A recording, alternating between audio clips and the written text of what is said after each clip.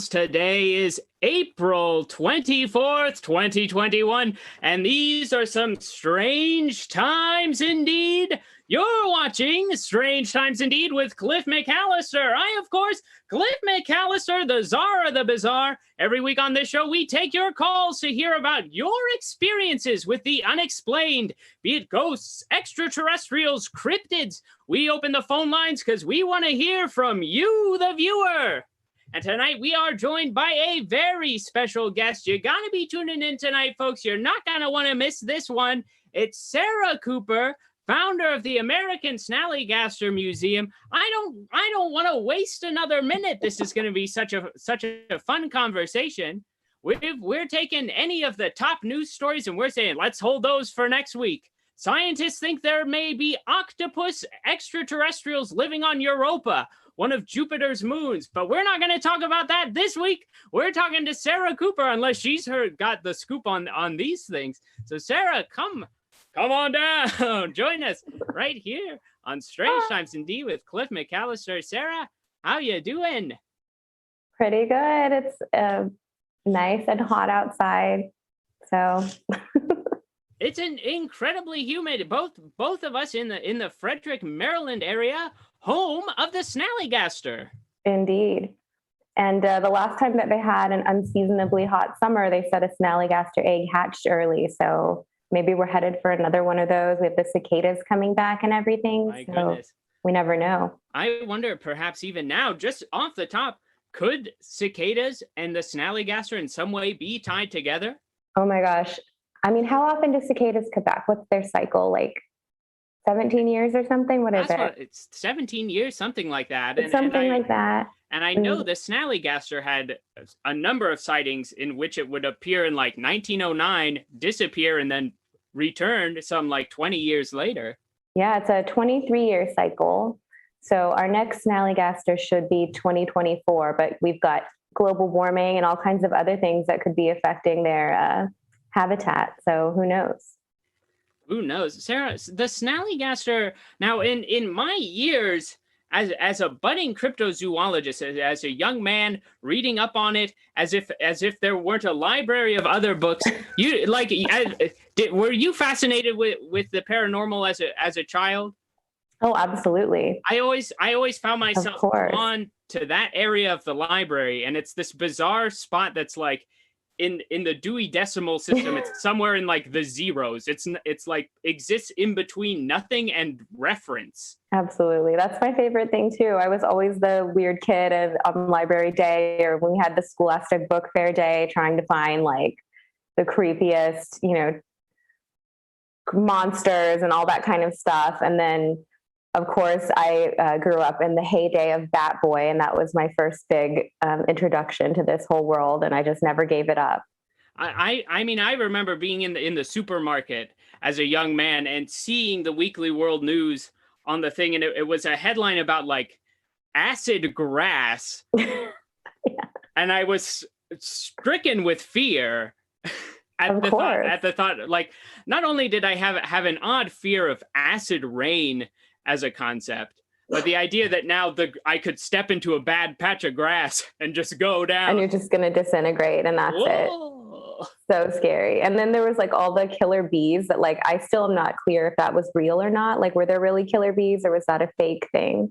Did Hillary Clinton really sleep with a Bigfoot? There's so many questions that the Weekly World News raises about their own journalistic integrity, I suppose. This is true. But in my time growing up and studying these things, I don't think I ever came across the Snallygaster until more recently. Same here. I lived in Maryland for a while before I heard about it. And I actually heard about it at CryptidCon a few years ago. Valley Raven Folklore makes these incredible drawings of like anatomical cryptids and all their story and everything. And I was like flipping through their booth and I saw that and I was like, there's a Maryland cryptid. And I just got super, super obsessed and went down the Snallygaster rabbit hole till we reached the point today where it's taken over my entire home. There you go. It's filling up your dining room. And I mean, I've never, it's even in like the literature, things like Spirits of Frederick. It's combined to like one page in the back. And I think part of it may be that the Snallygaster is such a fantastical creature. It's unlike any other cryptid. And Sarah, I find that so many places describe it just a little differently. If you were to paint a picture of the Snallygaster, like, what does this thing look like? Okay, so my favorite way to picture it is kind of like a medieval map monster, like, you know, the old maps, and they had like the sea monster, kind of like really intricate line drawings. So I kind of pictured in that style. And then there's some discussion between whether it has one eye or three eyes. I like the one eye. I think that's super cool. And I go back and forth on whether the tentacles like can retract back in or they're always there. So I would say it's definitely got like a medieval vibe to it for me, just because dragon and everything. And the tentacles coming out of the mouth of the Snallygaster. For those who've never witnessed this creature, really a fantastical thing. Are you? I think some of the debate too is it a beak or is it like a dragon jaw? How do you feel? Oh, I'm firmly in it's a beak camp for Snallygaster, and so it's interesting because I have a lot of art of it, and some people interpret it as like a full bird head with a beak, and then we get some pterodactyl looking guys. I don't have a lot of like straight up dragon Snallygaster art. It seems to go one way or the other and I kind of like the pterodactyl vibe a lot. And I think the Snallygaster that Stephen Blickenstaff made that's in one of the museums downtown is like a very pterodactyl-esque. I haven't actually seen that one in person because of darn COVID, so I would really like to see it. I have some outlines and stuff of it, but is this one an illustration or is it No, it's like a model. It's like a whole model of it. So I'll pull this up. Hold on. As soon as this lockdown ends, we're gonna go see. Oh, we're going on a Snallygaster tour. So this is. Oh, let me take it out of this thing. A record. So Stephen Blickenstaff lives here in town. I'm sure you know him or know of him. And so this is a record from his band, the Skeptics record. It's called Snallygaster. So the model that's it's in like the children's area of, I can't remember the museum right now, but it's like a all black pterodactyl with these like really cool horns going on. All right. And he said that last he heard they had put eyelashes on it. So I'm really, really stoked to see it. It's a fashionable cryptid. Absolutely. I mean, even now, I feel just like in the past like couple months or so, the Snallygaster on itself has really kind of like come into the supernatural zeitgeist. Yeah, Fallout 76 definitely helped get Snallygaster out there, and then I really went on like a social media mission of just talking about it all the time and getting people to make new art with it and everything. And I feel like half of the Snallygaster art out there is because I, harassed people into making it, which I'm very proud of course. Yeah. It's great when you can say this thing's awesome and you ought to spread that around. Make this awesome thing. Really? Yes. And like Frederick needs something, we have, it's cool, but there's just not that weird, quirky thing the way that you have the Mothman Museum, Flatwoods Museum. Like we should totally have something like that in our town. When we have this incredible cryptid associated with us, like, why would we not? Why would we not embrace the Snallygaster? Absolutely. Sarah, could you tell us some of the origin stories of the Snallygaster? Yeah, sure. So it's an oral history that started with German settlers who came over in the 1700s. In fact, the same family that built the house that I live in came at that time, which is why I was like, oh, we've got to do it at our house or on our property because it's so deeply connected with them. And it came from the term Schnellergeist, which is German for quick spirit. And that didn't refer to a cryptid originally. It referred to just when something, falls off a shelf or something. Right. I don't know. And there's really not about a lot of information about how it became a cryptid. I think some theories are like it was to scare children and, who knows. But Schnellergeist, as people, became more Americanized, I guess, turned into Snallygaster. And it just kind of remained in the folklore for a long time. And then it got a lot of news coverage in 1909 at the same time as the Jersey Devil. there was just a lot of cryptid interest at that time, much like now. Yes, I thought that was so interesting. And Stephen, I don't know if we have the picture in our files, but we talked about the Snallygaster a couple months ago. Yes. And one thing that we were talking about towards the end of the episode was just how strangely similar in a weird way it is to the Jersey Devil. The origin story is, of course, completely different, but the like bizarre mix of animals, they could almost be cousins in some strange way. We might have had both of those pictures. What was this picture? That's the it's this winged beast kind of thing, but then Jersey Devil got like a horse head and Snallygaster got a bird head. So it's like, did you guys come from the same egg? Like, I don't understand. And but they have a lot in common. This is the Snallygaster, so they look similar, right? They look so similar. It's freaky. And a lot of people said, oh, they're the same animal. And then there's some dispute about, oh, well, they were fighting back and forth, for territory. And it's a really weird thing. I don't know which one inspired which one, because they really popped up kind of organically at the same time. And a lot of these, both this Ghosts and Legends of Frederick County and I think Spirits of Frederick as well, note past instances around the time that the Snallygaster came back into fashion at the turn of the century. There was also Snallygaster footprints that they had found in New Jersey. So it's almost, perhaps it even got chased out of Jersey into this area. I would love that. I would love to see a Snallygaster versus Jersey Devil battle. That would be incredible. Like I would die. It's so cool. I'm seeing a question in the chat for you, Sarah. How big is it? How big is the Snallygaster? Oh my gosh, I wish I had my book. So the way it's described, I want to say its wingspan is like bigger than a large bird. Like I want to say like it's like 8 to 10 feet, kind of varies in description. So I don't know exactly. I know that it's supposed to be really, really giant. And I don't know how big, because the whole story about how the Snallygaster died, the last one died, is that it fell into this moonshine vat.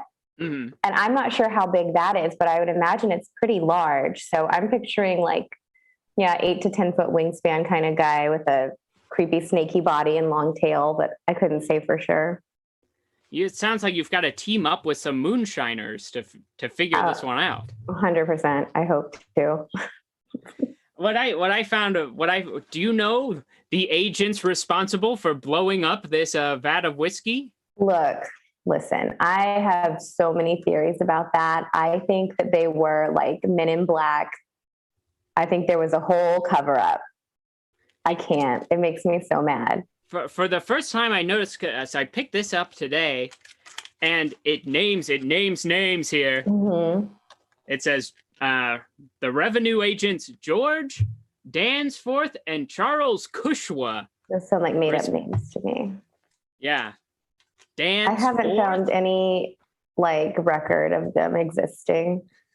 So I'm just like, it was such a cover up. They didn't want people to know that these animals existed, and it was their chance to just say, oh, no. Mm-mm. It's 1932, and these folks roll up in a 1952 black sedan. Exactly, just creeping. And Men in Black freak me out so bad. I'm just I shouldn't even talk about this too much. They're going to come to my house. It's so terrifying to me. That's so interesting to me, just because you have this fascination with cryptids, but from listening to your podcast, Manic Pixie Dream Ghouls, and having this conversation here, a strong fear of Men in Black, which I think perhaps every paranormal investigator seems to have. Oh yeah, it's justifiable, because what we want to do is get the word out there, and what they want to do is stop us from doing that. Exactly, and just some of the, I got really into that a couple years ago. It became my special interest for a few months. And some of the stories about the weird stuff they do, and it's just so unsettling, and the vague threats and all of that. I'm just, it really freaks me out. I don't ever want to meet them. Could I ask you to share a story that's stuck with you about the Men in Black? Oh, yeah. Okay. So there was one, I can't remember. It was a couple that saw a UFO, and it was like not too long ago. It was after the Betty and Barney Hill time. It was like in the few years after that. And apparently they went to the person's house and got a coin and like made it spin really fast on their hand, and then asked if he knew what happened to Barney Hill. So it was after Barney Hill died. Okay. And he asked if he knew what happened to Barney Hill. And the guy was like, well, he died. He was old. And they said, no, like this thing we're doing, like we did that to his heart, and it like exploded inside his body. And I'm like, whoa, what is wrong with you? Like, that's so rude. If you want to ask me politely, please don't tell about this, then that's fine. But we don't need to do that. Yeah. I'm just not down. Could you just maybe quiet down? Take it down a notch, guys. It's not that serious. Like, I'm going to listen because you're very scary and your skin's melting off. Like, chill. It's fine. We're going to spin your heart like a quarter until it explodes. And then I think it was John Keel had an encounter where they were like drinking bleach. Like it was a drink. Like, it's just, no, I don't like it. Absolutely bizarre. Those men in black are not to be trusted. Absolutely not. But not only do you have a fear of those, but a fear of the Greys. And I'm not saying all these things to exploit your fears on the show. It's okay. But it's right there. Evil. It's right there in your wheelhouse. And I mean, when you're in this paranormal world, Greys are everywhere. They're everywhere. And growing up, I was like really into like sightings and unsolved mysteries, and they were always on there. Oh, you got one? Oh no. Right. We can't do it. I dressed up as one for Halloween because it was the scariest thing I could think of. And we will periodically find the mask. Like, it's like a really realistic latex mask. Mm-hmm. And like my husband and child like to hide it and scare the shit out of me. Oh, so we'll find it like around the house randomly. And it's just, oh God, it's like, I know it's somewhere in here, but we've all forgotten. So one day it'll pop up and I'll be screaming. Oh, I don't like them. We've talked about this. The communion book cover is the scariest thing I've ever seen in my life. Yes, I haven't. Well, here, close your eyes. I will give the audience so they know what we're talking about. This is the cover of Streetverse Communion. Frightening. But Sarah, what happened with you in this book? I wanted that cover because it used to scare me. And I was like, oh, I want to have it because they redid the cover. So I ordered on eBay from like some store that was going out of business and didn't look at it because I just looked at the price and I was like, that's cheap, no problem. And I opened the box and it's just full of that, just staring at me. So our house we live in like a big historic house. We have a library, and like literally the whole top shelf of our library is that freaking book. Oh my goodness. I hate it. I should probably do like a giveaway. Someone take these off my hands. You just make that the lowest level on your the Manic Pixie Dream Ghouls like Patreon. I should. No matter what, you must get a copy of this book. You have to take it from me. Please. I can't. It's so creepy. But Sarah, getting back to the Snallygaster the Snallygaster also has some history with one of our former presidents. It does. So yeah, I so badly want this to be true. And I'm incorporating a lot of it into the museum aesthetic, but there is this big story that Theodore Roosevelt wanted to come up and hunt the Snallygaster, and that he actually postponed a trip to Europe to come up and hunt it. And it's never really been we've never been able to confirm it. It sounds so much like something he would do. Absolutely. That I'm like, I believed it immediately. And there is some record of him really postponing a trip in that time period with no explanation. So I'm like, maybe, he felt silly about it, or, who knows, it was some kind of cover up or conspiracy. So he plays a big role in this, though. I think that it's very interesting that it even, like, why would you even say that? Like, why would that get brought up unless there was something to it? Absolutely. I mean, I would speculate as the president, he could go on a secret Snallygaster hunt anytime he wanted. Of course he could. No one's going to stop him. And I'm sure they do that kind of stuff all the time. And when the word gets out now, not only is he, dead, but like, it's so out there, most people will be like, yeah, right. Yeah. But Theodore Roosevelt was a madman. He absolutely could have. He could have. And there's like part of the story about these, and I actually on our Snallygaster tour want to go to this railroad station where these three guys supposedly like fought it off with Mhm. their bare hands and guns at some point and chased it to Carroll County. So I'm like, I would like to see if there's any evidence left at this scene. Yes, I want to Very see the suspicious. banishing the Snallygaster to Carroll County. Yeah, like a fate worse than death. Sorry, Carroll County, but you No know. offense, Carroll County. No offense, but Well, let's see. Let's see. Dun, dun, dun. So how did you get interested in the Snallygaster? What really roped you in to this particular study? Like you said, you were following yeah, I cryptids your saw whole it and I life. was like, oh, it's, it's a Maryland cryptid. And then I learned more about it and I was like, that's so weird because our house was built by German immigrants and there's all this really weird history with our house. I was like, this is like so interesting. And I got really into it, but I didn't start collecting as heavily until, I don't know, a while back after, COVID was awful. It was awful. Like it's still awful. But at the beginning, I'm an ER nurse. I was in my 3rd trimester of pregnancy and I was so stressed out and so scared. And we were all just kind of like flipping out at home. And I was like, I'm just going to focus on literally anything else. And this was the thing I decided was like something I could focus on that was not so stressful and scary. And it just kind of went from there and has turned into taking over my whole house. It's the Snallygaster has become your safety blanket in a way. It really has. Cryptids have always been my safety blanket. When I was little, it was Bat Boy, and throughout my adult life, different ones. Mothman is always there for you. We love him. The fan art we need of you, Sarah, and I may be able to do this, but if someone in the chat feels inspired as well, is you as like a Peanuts character holding on to like a little Snallygaster. Oh, that would be so cute. I would love that. I have a couple things I've had made just for fun, but if someone made that, I would really freak out. I'd be so excited. I can't even. Well, you're like such a great like personable face for this bizarre creature.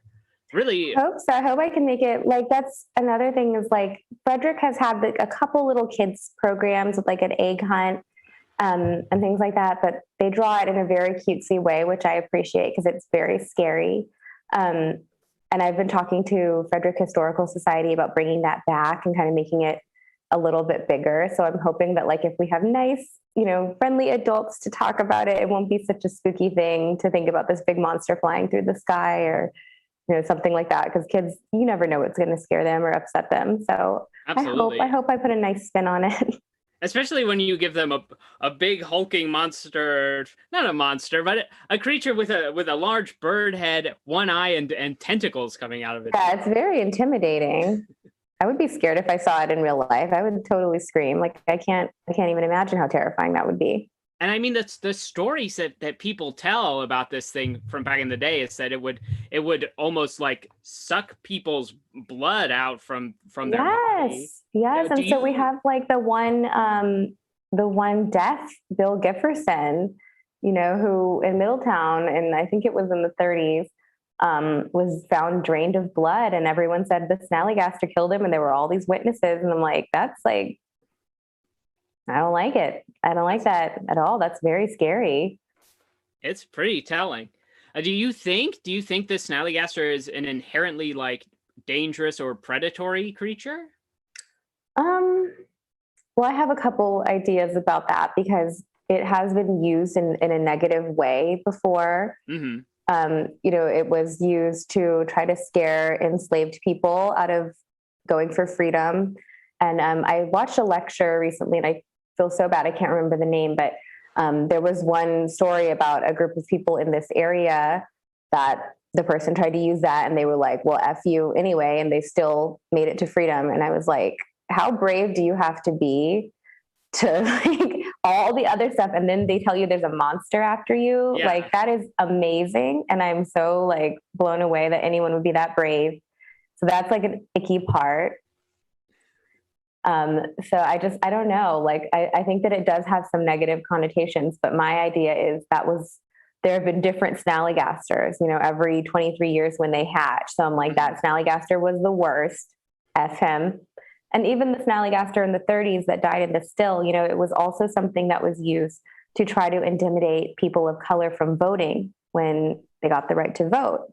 And it didn't work, thank God.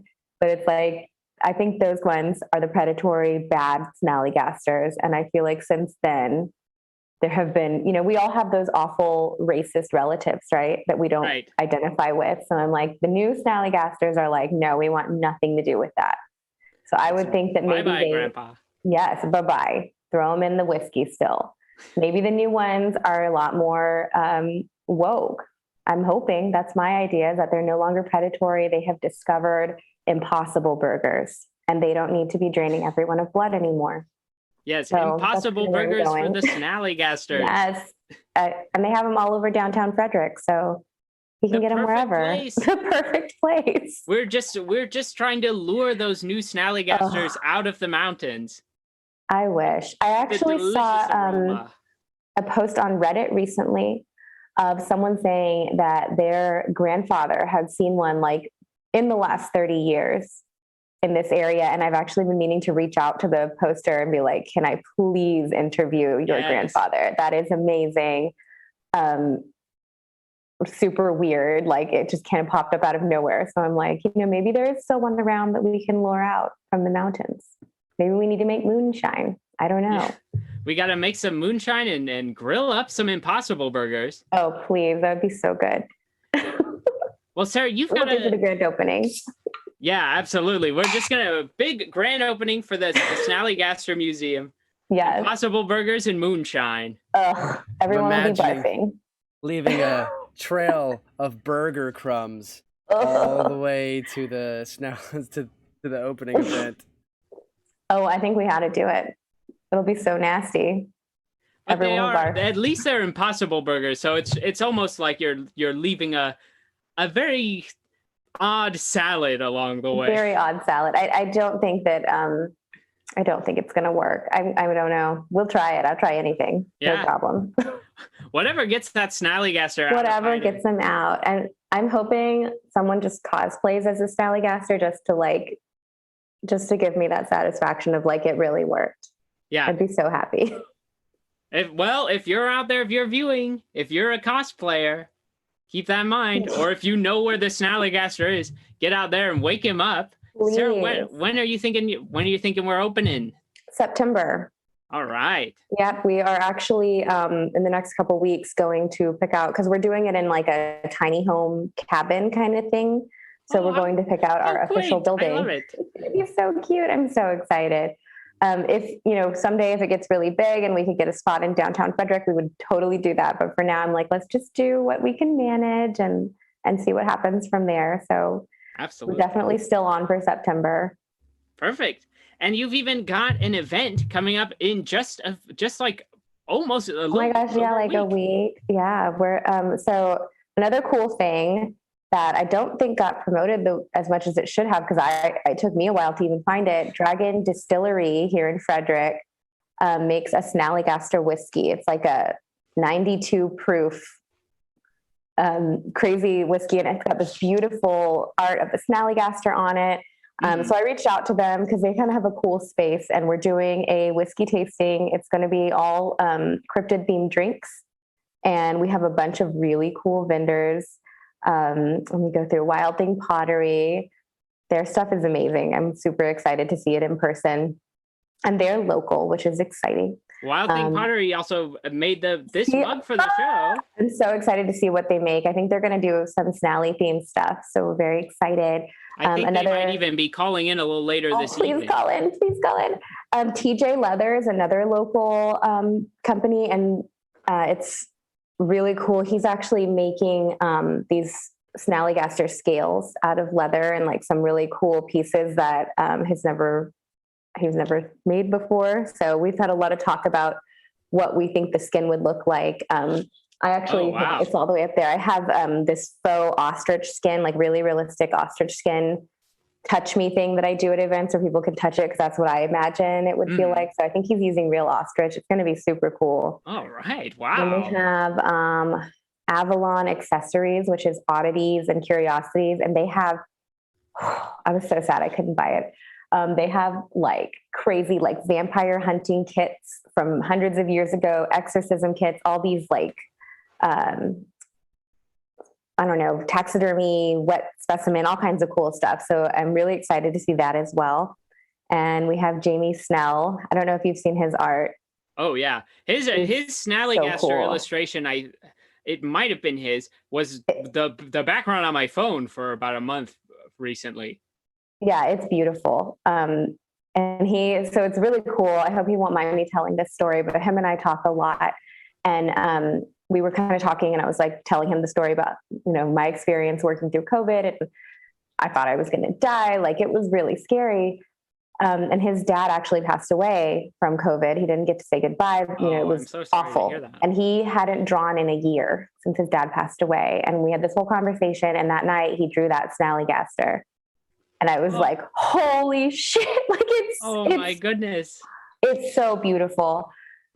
So I'm actually going to be buying that piece. It's going to be like a pretty heavy piece in the museum, because that is like, oh my God, it's so good. That's powerful. So I'm really excited to meet him in person.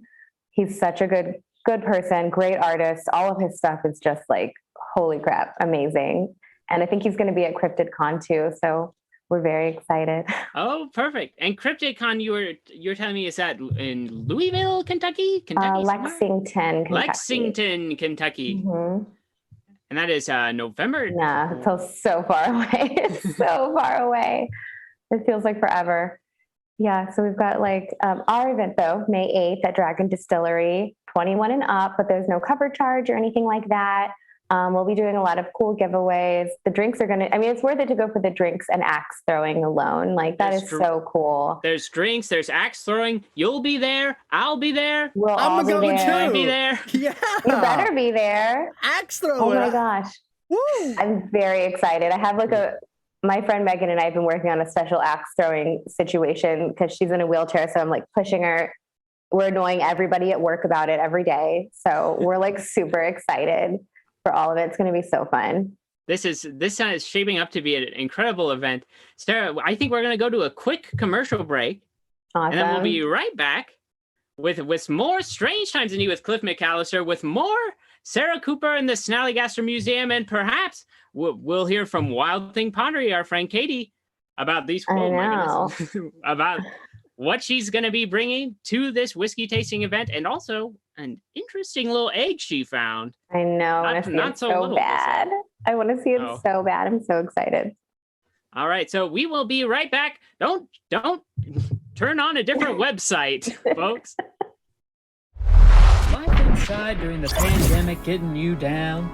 Worried that there's nothing you can do to pass the time? No laughs left to be had? All gone crazy? Well, bam! Guess what? Met Comedy Night is coming to Twitch. Heck, it's there right now, and you can join us every week with shows from the Comedy Pigs, Oh Crit, Strange Times Indeed, Over the Hump, and more. That's right, follow us on twitch.tv/Met Comedy Night for all the laughter you need.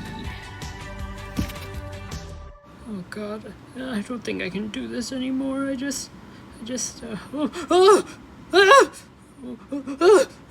Oh, he's biting my butt. He's biting my. Oh, God, that's my hand. That's my hand. Oh my gosh, just kill me now.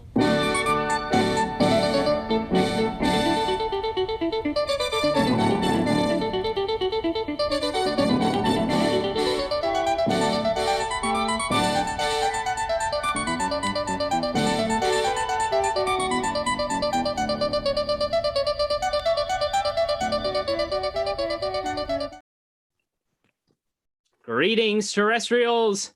Today is April 24th, 2021, and these are some strange times indeed. We've been talking tonight with Sarah Cooper, founder of the American Snallygaster Museum. We've got so much to talk about tonight, folks, but we do gotta say, every episode of Strange Times Indeed with Cliff McCallister is dedicated to the Maryland Ensemble Theater, the only theater with the guts to put us on the air. We do this show every Thursday, 9 o'clock, right here on twitch.tv/Met Comedy Night. Not this Friday, but next Friday. You can find the Comedy Pigs performing their live short-form improv. That'll be Friday. the May 7th at 9 p.m. And then 2 weeks after that, you'll find Oak Crit with their Dungeons and Dragons improv show. And just this coming Saturday, the Maryland Ensemble Theater wraps up their main stage production of Loving Frederick. So be sure to check that out. Learn more about what there is to love about Frederick that might not be as strange as the things we talk about here. That's going to be Saturday at 8 o'clock. You can get tickets to that at marylandensemble.org/lovingfrederick. And we've got not only do we have Sarah, but we've got our friend Katie. She is just sitting in the waiting room. We're going to let her in just a minute, but let's go ahead. Sarah, are you all set? Can we bring you back on? Yeah, I'm good. All right, let's bring Katie on because I think she'll want to see this too. I'm excited. So Katie, let's see. Here she is. Our friend from Wild Thing Pottery, a vendor at the Snallygaster Whiskey Tasting event. It's our good friend, Katie Rattigan. Whoa, look at that animation. There she is. Hi. Hi. Oh my gosh, I'm so excited to see you and see you in real life like next week. I'm so excited. So soon. I know. It really snuck up on me. I was like, May, so far away. I don't need to do anything. And then today I was like, I promised to make a bunch of whiskey glasses I haven't made. So I'll do what I'm doing tomorrow. This year is moving at a baffling pace. Isn't it? It's so 100%. weird. Yeah, it's very like, time is just, I don't know. I actually just fired everything that I have for the show. So I'm ahead of schedule, which also never happens and is very weird. Oh my gosh, I can't wait to see. I'm like, so when I reached out, I reached out to you, right? I think did. somebody sent me the link and I was like, ooh, Okay. I want to do that. Because I was trying to find like people who had the right vibe. And then I remember like, maybe you reached out to me and I saw your stuff and I was like, I'm so excited. I can't believe I didn't find her already. Oh my gosh, like it's so cool. It's so perfect for what we want. And this is going to be probably a recurring event. So I'm like, fingers crossed, it'll be super fun. Oh my gosh. Yeah, I can't. I'm samesies. I was in D&D, so I only heard part of what you were saying before. But yes, samesies. Very much into like all of the. Are there Bigfoot books? Are there witch books? What can I look at? Yes. What can I find that is super, super weird? You guys would totally dig my library here. I've got some really cool stuff. Lots of creepy books. But oh my gosh, I love finding the just old paranormal books as a whole. Like we've based whole series on this show around just like bizarre books that we've found. Oh yeah. Do you go to Wonder Books in Frederick? Oh, absolutely. That's the best for that stuff. They always have something weird. We've done 2 book series on the show. One was about Who Killed Marilyn, an expose I love Who it. Killed Marilyn Monroe. So we did a series on that, a 3-parter. Or even a 4-parter, I think. And then we did one on this recent theory called there's a new theory that says as UFO disclosure is coming out, there may be extraterrestrial life coming from under the seas, and that's where these craft are coming from. There's a book that cryptozoologist Ivan T. Sanderson wrote 50 years ago called Invisible Residents about that exact same thing that we got over the summer before this theory even cropped up, and we're like, we've got to get into this. That's wild. I mean, we've all known, right? Like, of course they're in the ocean. Where else would they be? There's so much space. That makes perfect sense. I posted a scary. Did you see the TikTok I posted of the dehydrated stingrays? I'm not sure if I did. Like it's on par with like grays for like my level of disgust and hatred and also like extreme fascination. I don't like it. They're so cute when they're in the water and then you see them and it's like, why would you do that? Why would anyone do that? They're very, very frightening. Don't like it. They're aliens, just like octopus are aliens. We all know. There could be octopus on Europa, as we said at the beginning of the show. The top news story we're ignoring this week. Some scientists say they could be living under the ice, these octopus creatures. Why wouldn't Jupiter's they be? moons. Why wouldn't they be? And people just eat them. Like when they come and take over, you're all screwed, just so you know. Yeah, because they can fit through just about anything. Yes, and they can unscrew stuff, right? Yeah, yeah. Ooh. They will remove. You can put them in a jar, and they will unscrew it from inside. Nope. I couldn't do that. So be nice to your octopus friends, folks. Please. And if the Snallygaster was eating an octopus, we have a whole other problem. Because that's one of the theories about those tentacles. Oh, yeah. Perhaps the Snallygaster is the natural predator that keeps the octopuses from taking over our world. I love that. Oh my God, I love that. I'm putting that in my theories area. We're gonna have it. Go right ahead. We were just talking about, Katie, how perfect your pottery is for this event. Do you have any pieces you want to show off? I do actually. So I have this guy, which I put on my page a while ago, and just oh my God. And I tend to do a three handle because I find it's easier to hold and easier to like sing a bar song with. And I don't know what you're gonna do with these once they go out into the world. So that is awesome. Thank you. My God, I love that. This glaze is called Malibu Barbara, and it's by Malibu Barbara. And actually, the bright green, which is also calm down, little shot glass. This bright green, is Boogeyman. So I love these names. Who comes up with that? I don't know. It's run by my friend Ryan and two other people, Megan, someone. Oh no, I met him. I feel bad. But yeah, it's they have a lot of great glazes, and actually Malibu Barbara goes towards supporting Planned Parenthood, and this black one is called Witching Hour, and that goes towards a collective that supports people of lower incomes getting into like artistic scholarships and stuff. That's amazing. We had a and I probably will still do it, but we had this Snallygaster hunt where we were going to hike around South Mountain and then do a lecture at this place over there. We were going to do battling sangria, Snallygaster versus Duello. And so Susan Fair is like she literally wrote the book on it. She's an expert on folklore, Snallygaster, all of it. Mm-hmm. But she was unable to be our speaker for the event. And so I was like, well, I kind of still want to do it.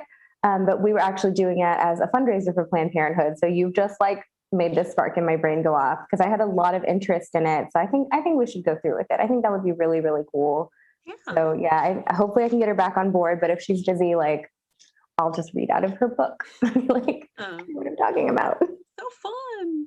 Yeah, so that's awesome. I love that they all have a cause. I didn't know that. That's really, really, really cool. And I'm very supportive of these causes. That's amazing. And they're just such good glazes too. Like I'm tactile, and so all of these are carved very tactilely. This one even has a thumb thing. Wonderful. Okay. Whoa. You and I have to talk because I'm a tactile person too, and nobody understands.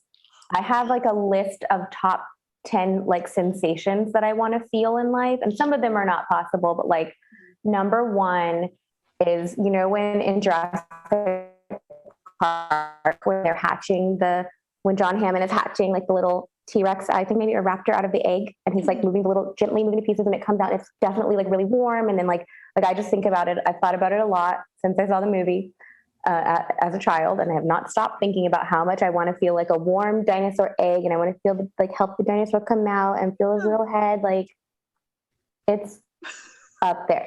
And when you go to Universal Studios and they do the little dinosaur hatching show, they do not let you touch them. I was very disappointed. Yeah, I don't like that. I don't like it either.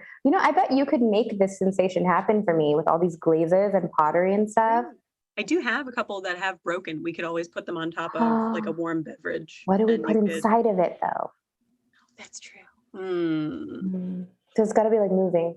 Yeah, we'll work on it. We'll work on it. We'll find a kitten or something. Yeah, because we're theater people. We can figure this out. Yeah, we can definitely figure it out. Do you have a list of like sensations that you want to feel or things that you just like think about, like how it would feel? I don't think I was like keeping track cognitively, but now that you say it, I think I do you have definitely one. Do. It's somewhere in there. Yeah. You definitely do. What is it? I just hadn't like named it. Do tell, please. Well, I do want to. So there's a snake that lives in my garden wall out in the studio. Oh my gosh. And I do kind of want to like just befriend it and have it hang out in my hand. And just, and he'd like coil up and be like, good yeah, just like, hey, what's up, bud? Good night, baby. Oh, I think that I would bet be it would fun. be wonderful. But I want it to be like a wild snake. Like I want it to be like totally, Like done in you've one take. tamed the snake. It's like I love you and then bye. Yes, like Cinderella, but with snakes. Oh, Cinderella, but with snakes. Actually, that would be a huge improvement on the story. Right? Just I'd coil watch around it. everybody. Look, you do theater stuff. Come on, Cliff. Let's make a play. Cinderella, but with snakes. Cinderella, but with snakes and a Snallygaster. I would go see it, but the story would be over so fast because, like, the minute the evil stepmother and the sister start messing with her, guess what? Snakes.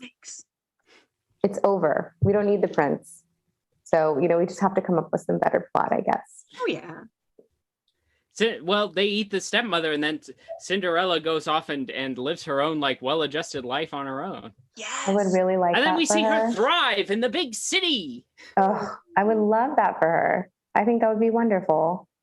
I think you should write it. We'll act in it. You didn't ask us to, but we will.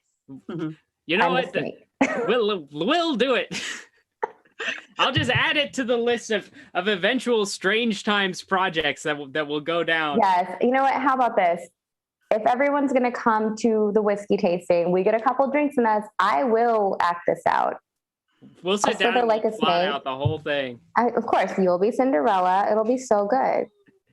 It'll be beautiful. Love it. I'll be there. Do the little riding exercises, and then get up on your feet with some of it a little bit. Can we improv? I would have so much fun. Can we communal, yes, communal experience of creating this work.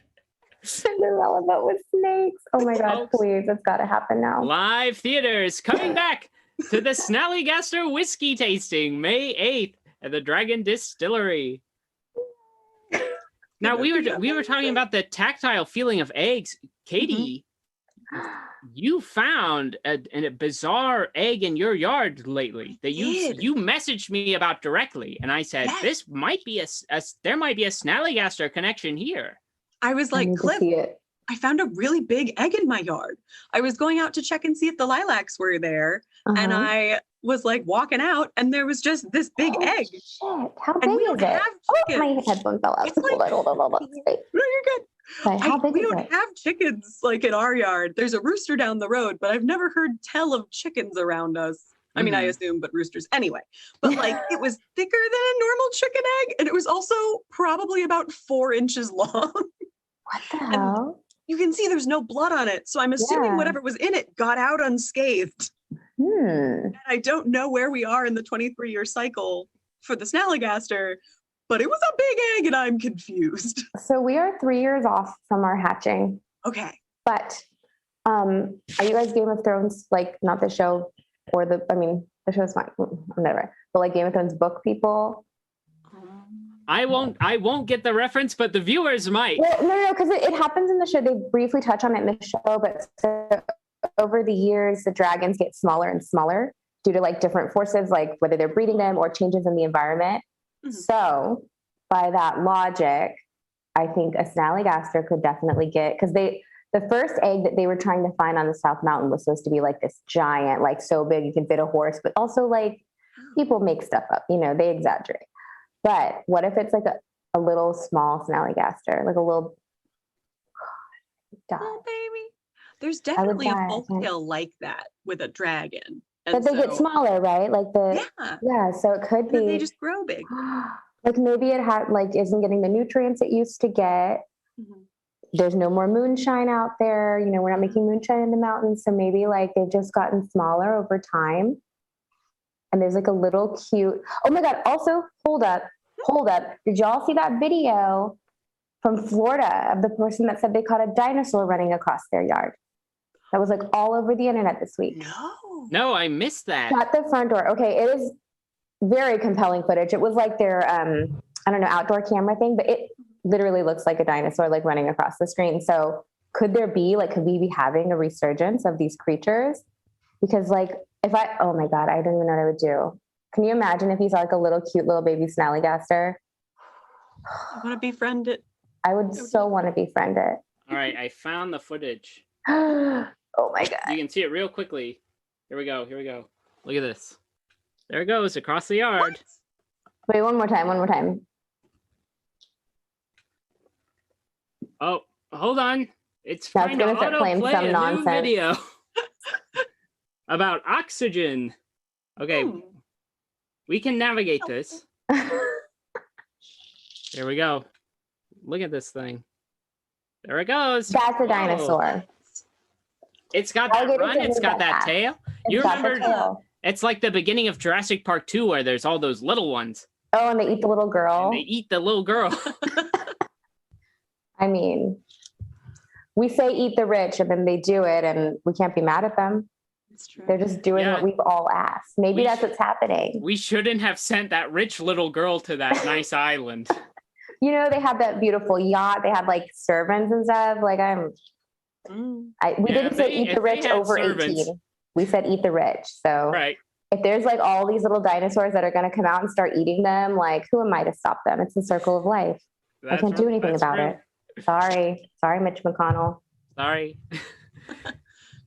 That's what, yeah. Well, let's put Mitch McConnell on a dinosaur island and just Oh, watch. what scares me is like, what if he becomes their king?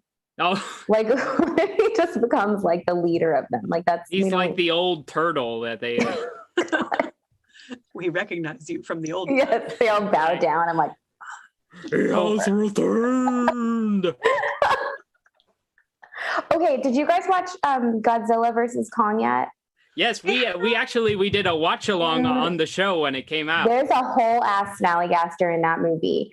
When they first get to the island and he sees like the throne, like, you know, that whole scene where they're like, or not the island, I'm sorry. When they go to the hollow earth and he's Right. like picking up the axe and shit. There's one creature that's got like a bird head and dragon wings. And I was like, that's how Snallygaster. Like I literally lost my shit Oh my! and like goodness. made my family rewind it.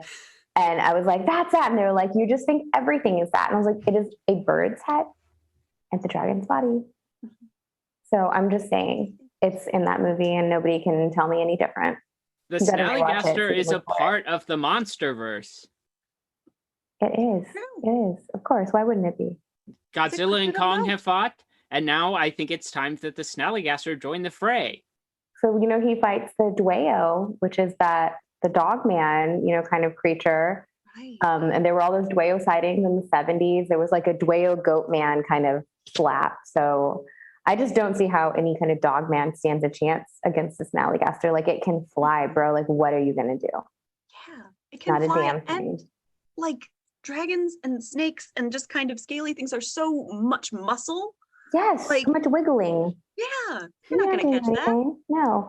Yeah. Let me show you while I'm thinking of this. I did Yeah, get the let's bring this taxidermy out. Sally. We did name him Sir Frederick because he didn't have a name. So here he is in all his glory. He's got 3 eyes. He's got a whole snake here. We've got like a armadillo tail, I think. Oh my goodness. So he comes with me to all the events. This was made by Lisa Reyes. She is an incredibly talented taxidermist who did make one of those freaking freeze-dried or dehydrated stingrays. I made her promise me when I go to her house, she covers up all the fish because I really hate fish. They scare me. So he has a little barrel with the 7-pointed star, which is part of our Snallygaster lore, and he just holds it like little claws there. But he has it's like part snake and part like octopus here on him. So I just don't think anyone could win in a fight with this dude. He'll mess you up. He'll mess you up, drain you of your blood, and then drag you up into South Mountain. He will. And then you're in Hagerstown and God help you. Like, I'm just talking trash on like every other county today. I was talking trash on Carroll County like moments ago. I really got to calm down with that. Sorry. Yeah, this is unlike the other paranormal podcasts that you've been a guest on lately. This one is local, Because I'm like, well, I can talk trash on everybody now. right? I have no reason. It's fine. We just will bring the haters out to the events. We will. Oh man, I hope so. We can Look, if you want to prove that Hagerstown is cool, you better come to the Snallygaster Whiskey Tasting at Dragon Distillery. You better come out, Hagerstown. You come haul through. your ass to Frederick. It's not that far. It's Hey, not you know that what? far. Actually, would you mind showing that off again? I want to make you a bit bigger so our viewers could see a. Oh, you want to see Could Sir see, Frederick? yeah. HD Yeah, detail on this. okay. Here he goes. Okay. So we'll start here. He's got his 3 eyes, his razor sharp teeth in his Ooh, beak. wow, yeah. There's one of his. So her take on him is really cool that the tentacles are actually coming out of his side. And there is some lore that they might be coming out of its side. So I don't know. I think this won like all sorts of awards. Risa's so cool. Like she's way too cool for school. I can't. And he's got these claws. Then we have his armadillo tail and his barrel of moonshine with the 7-pointed hex star. Because this is supposed to ward off snallygasters. Have you guys ever been into Pennsylvania and seen this, or even in Maryland on barns? Mm-hmm. So it's like it's 8-pointed. It's supposed to. Well, it started with this one. I don't know. Like, there's different ones like hex magic, but it's supposed to ward off Snally. So I like that he's like holding it, and he's like, "What are y'all gonna do? Nothing." He's like very cool. Awesome. And I don't know what kind of bird he actually is. Yeah, that's a good question. Well, what kind of bird? Corvid, probably, right? Because they're smart. I don't know. My husband calls it the turkey. The turkey. He's like, put the turkey away. I was telling Cliff today, I had him in like my entryway on this beautiful marble stand thing. And I get off work really late, and I like came into the house and screamed so many times because it's just really scary to put in this mirror. And it like scared me every day. And it's like, okay, we have to move it to another room because I apparently can't remember that it's in my house.